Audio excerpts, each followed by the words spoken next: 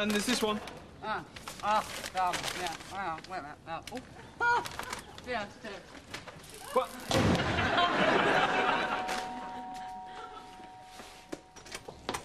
So. No! Yeah. Go on. Right. No, I haven't got time. What if it's important? Well, if it's that important, they'll leave a message. A message saying I'm on the 92nd floor, Jane. This is goodbye. Jane, it's your mother.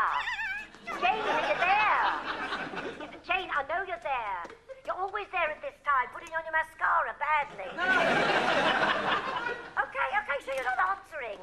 It's nothing important. After all, it's only your mother. I'll catch you later, if I can still talk. If I can still breathe.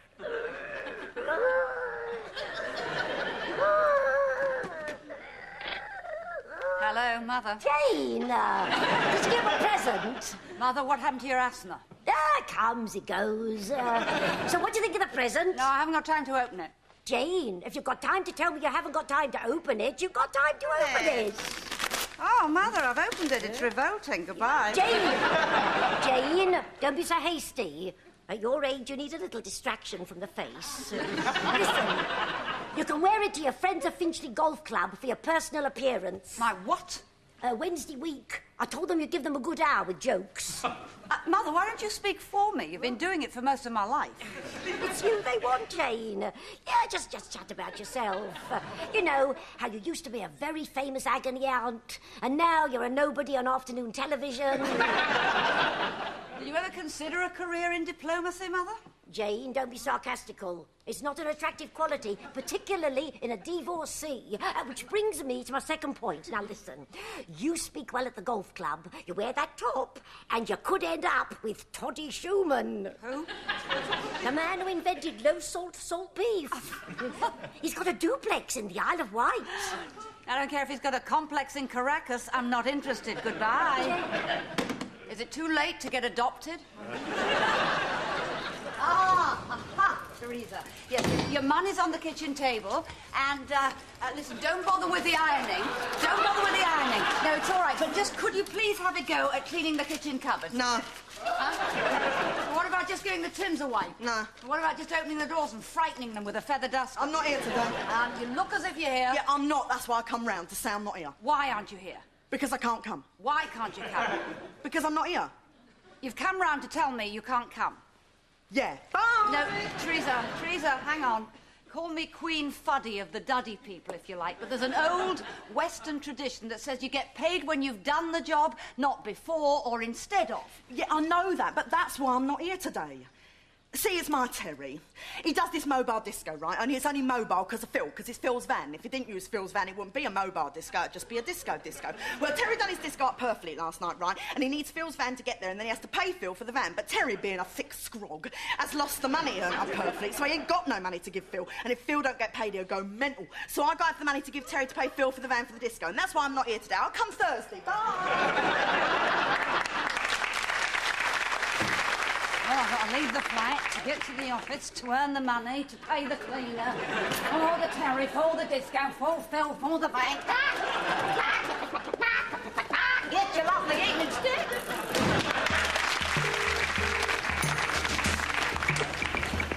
Good morning. You have reached the Lucas Live office. Jane Lucas is absent from the Lucas Live office.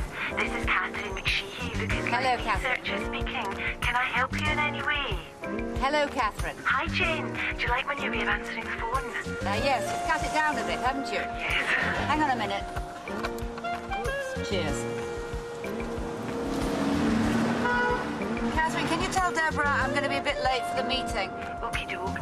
By the way, you had a call from a Mrs. Gomshaw who saw the programme on bereavement. OK, so send her the information pack, tell her to read the book The Need to Grieve, and if she thinks she needs more counselling... Well, no, Jane, it's not that.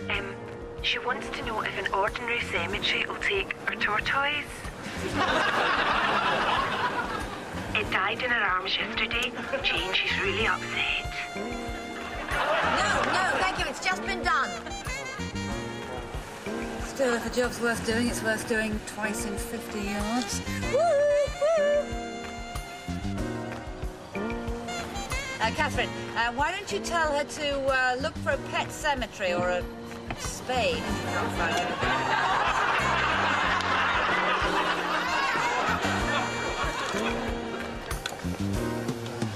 I am sorry, it's my first time. That's all right, I know what it's like. Mind you, when I think back to my first time, I'm not sure it actually came away in my hand. It's just the kind of thing we should be doing. It's important. It's controversial. It's an happening issue. Now, I'm absolutely sold on it for this week's show because, let's face it, anyone can be affected by witchcraft. We got our guest, Magical Mandy, thanks to Thaddeus. Super hair. And Jane can start by asking her, what's it like to be a full-time witch? Actually, Deborah, she's a dental nurse. She just does the occult evenings and weekends. Then Jane asks her about her life of hideous evil. But she's a white witch. She gives women herbs for cystitis. Catherine! Silence-vous! Thaddy, I like Magical Mandy, I do. But now I'm wondering if we need something a petit peu more witchy. We need curses, orgies, possessions, black masses, something our viewers can relate to.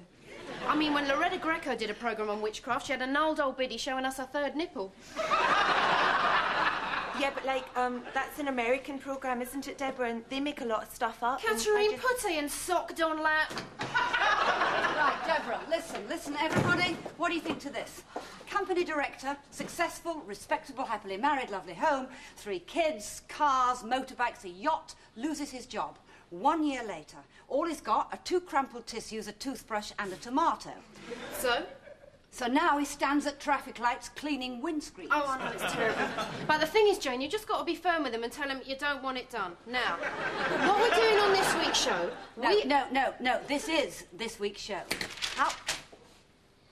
Forget it. How easy it is to become destitute. Right. That's D-E-S-T. People!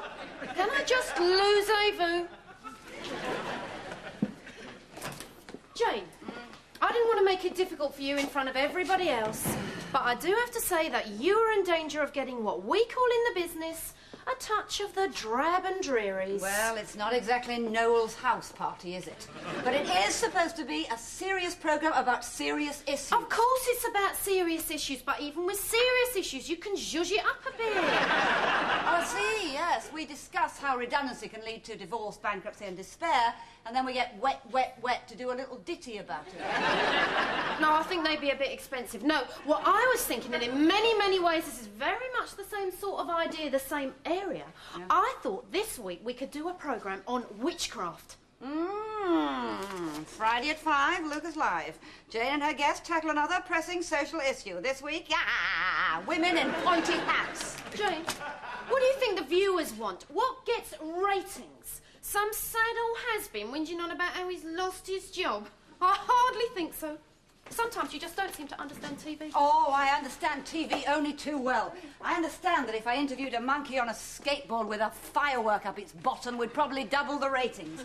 That's not what Lucas Live is about. In spite of the fact that you're its producer, this is not a freak show. It's supposed to be a serious attempt to air people's problems. Do you think I'm not just as serious too? There are women out there with the power to curse. We've discovered a dental nurse who turns ordinary sane people into gibbering idiots. Can't you do it the other way round? Some people just won't be told.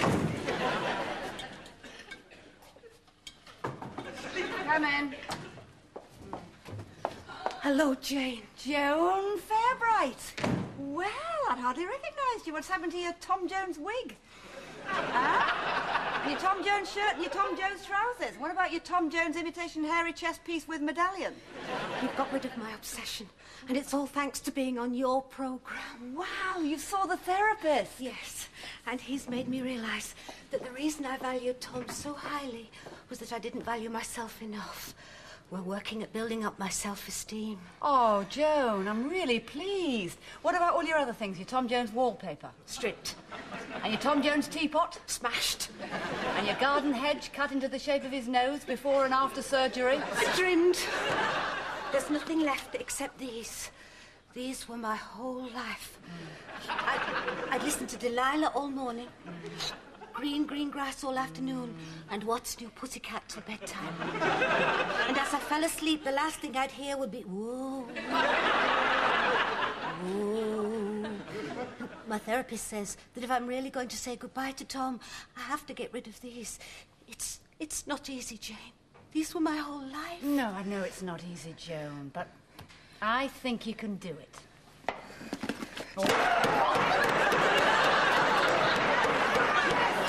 Ah, yes. Deborah, perfect timing. Could you put your head down here on the desk? I'm free. I'm free. Yes, you remember Joan? She was on our programme. Free, and it's all thanks to you. Oh, yeah. Were you one of our junkie housewives? No, you were a lazy policewoman, weren't you? No, Joan was not one of our housewives on tranquilizers, nor was she one of the homophobics in the force. She was celebrity obsession. That's right. The bonkers Tom Jones madwoman. Cried a lot, didn't you? You were good value. Well done. Now, Jane, I've been thinking about your redundancy idea, and I think I can do something with it. But I do think we need to have some kind of positive angle on the subject. So why don't we look at career opportunities after redundancy, like, for example, I don't know, say, witchcraft?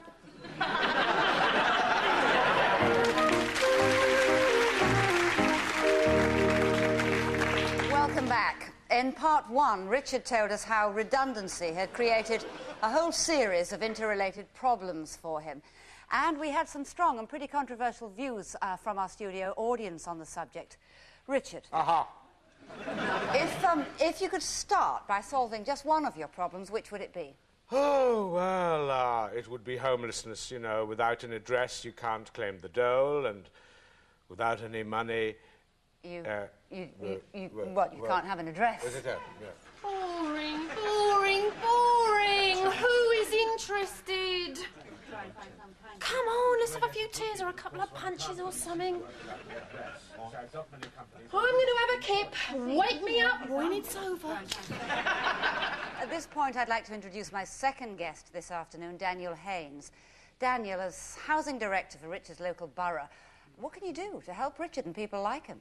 Well, of course, the first thing Richard must do is to apply for a place in one of our short-term hostels. Right, and that will give him somewhere to stay immediately. Not exactly, no.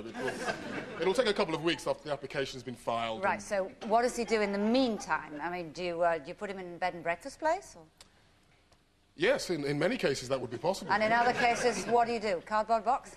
Well, obviously there is a problem here. We're not aware. I mean, are you saying cardboard box? I'm not aware of the urgency of Richard's situation. But basically you are saying many cardboard people like Richard. box. If you just let me finish what I'm saying, Miss Lucas.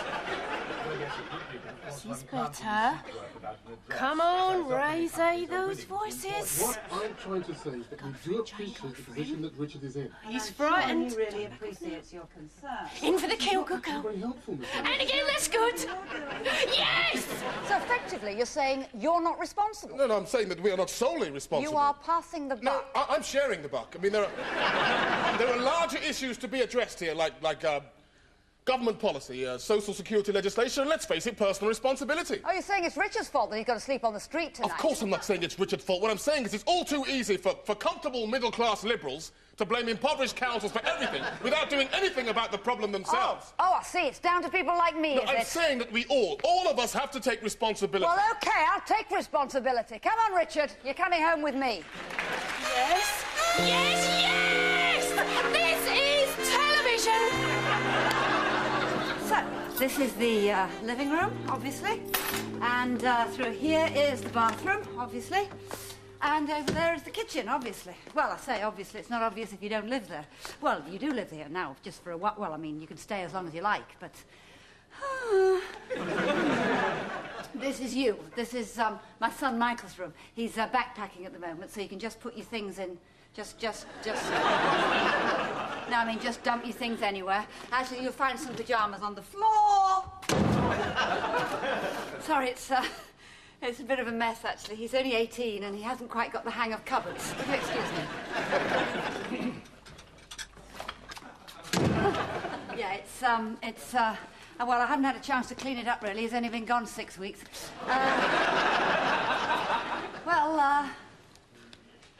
1990. 1990.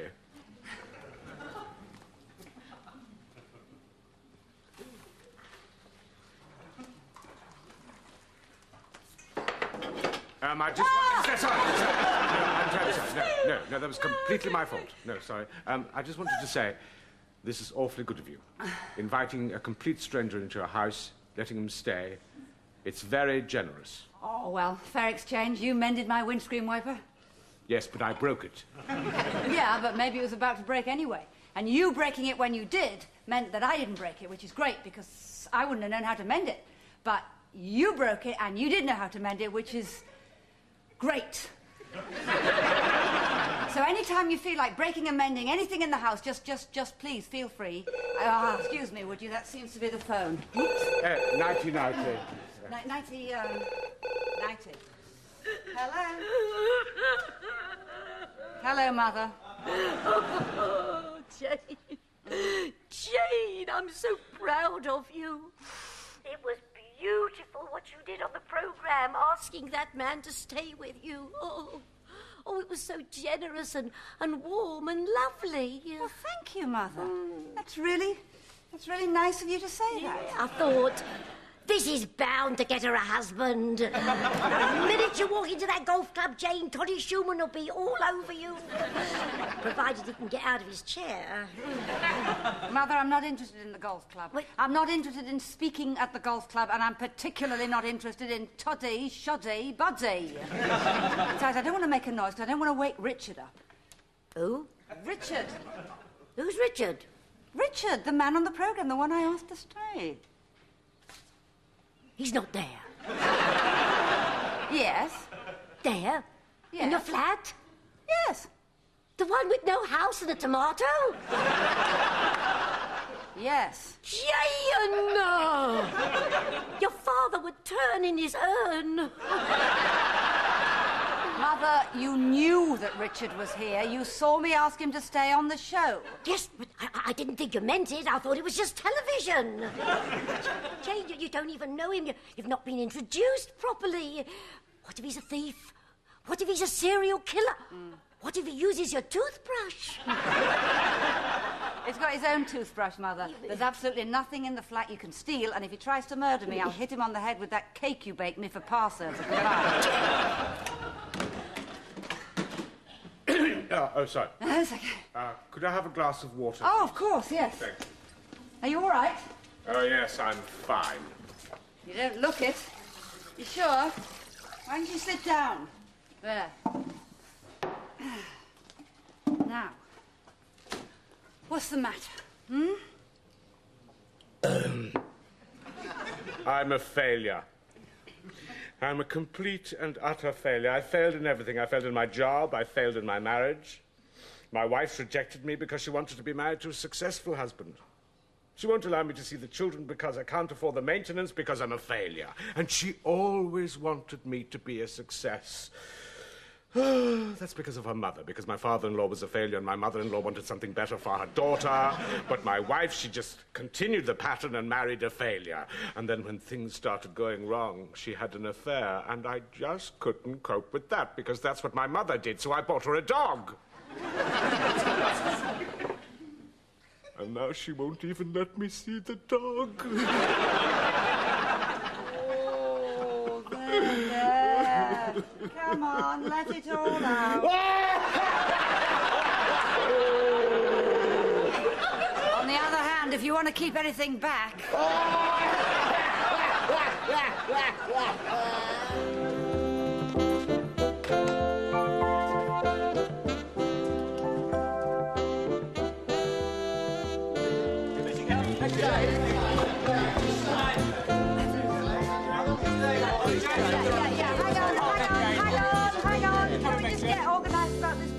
Right, who's from The Guardian? Yes, sir.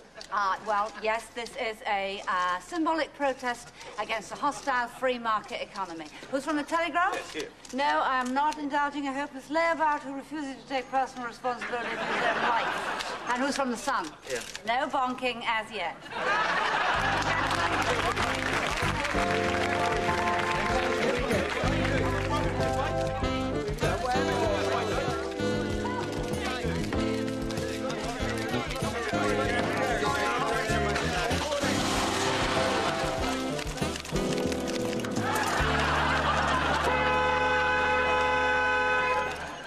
only just been made homeless. Your parents threw you out. Yeah, might I ask how old you are? You're 46. Yeah, well, it's a bit tricky, isn't it, under those circumstances? Come in.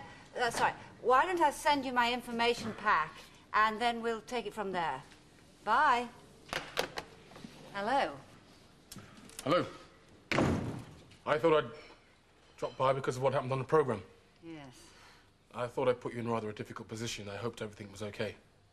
Oh, don't worry about it. It was my fault. I mean, I got too heated. I was worried I'd given you a bit of a savaging. Oh, I did feel a bit chewed. But, I thought it was a really, really constructive programme. Thank you. Would you like to write that down? I'll have it stapled to my producer's forehead. Was there anything else? Yes. Would you like to have lunch? Lunch, yes. Just, check my diary. What was it you wanted to discuss? Anything you feel like, really. I don't normally plan conversations in advance. Oh, God. You mean lunch? Yes, lunch. Together. Well, we could go to different restaurants, but I always find conversation easier when you're both in the same building. No, it's just I'm really terribly busy. I've, Jane. December, March, 97, 96. It's fine. I mean, if you don't want to go to lunch, maybe we could... It's not that I don't want to, it's just that I don't. I haven't. You never? Well, I mean, I go to, lunch. But I never go to, Why not? Well, because the last time I went to lunch, the lunch turned into a lunch, and that turned into a lunch. So now I only ever go to lunch. Well, will you go to lunch with me if I promise to be absolutely no fun at all? Yes. Now? Yeah. Right. No, I don't need that.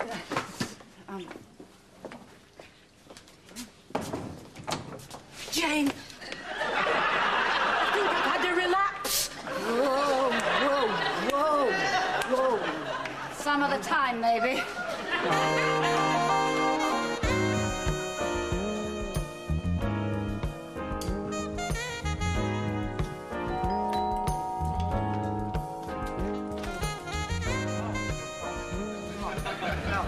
You've got a sign for that one.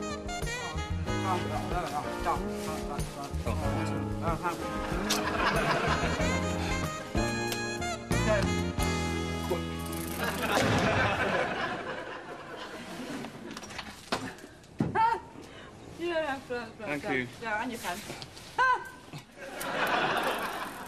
So, how's it going? I've done it.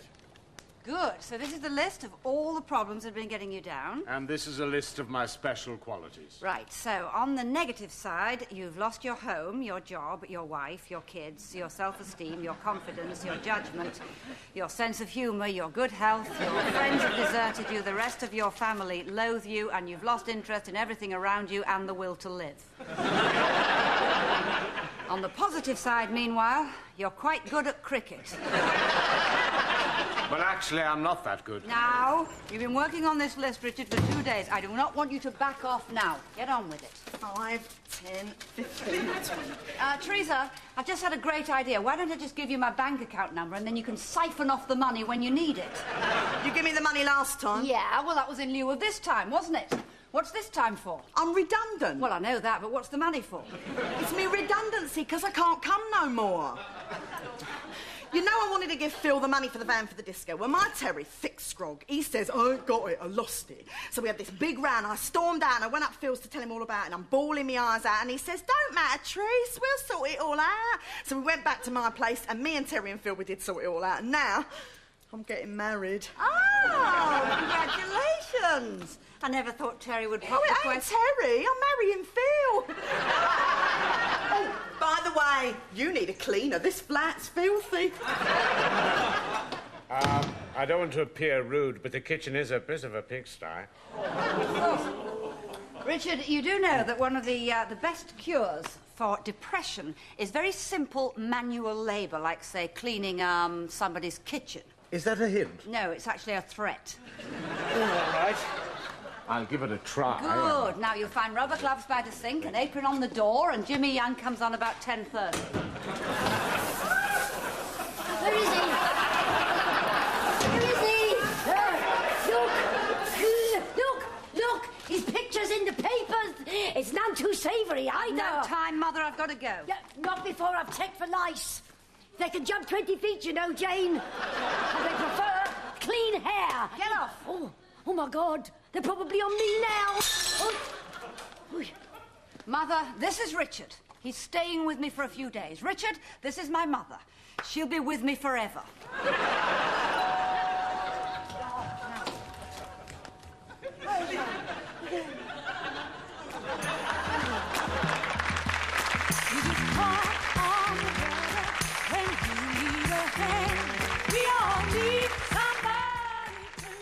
More Agony again at the same time, 8:30 next Thursday night here on BBC One. We all need some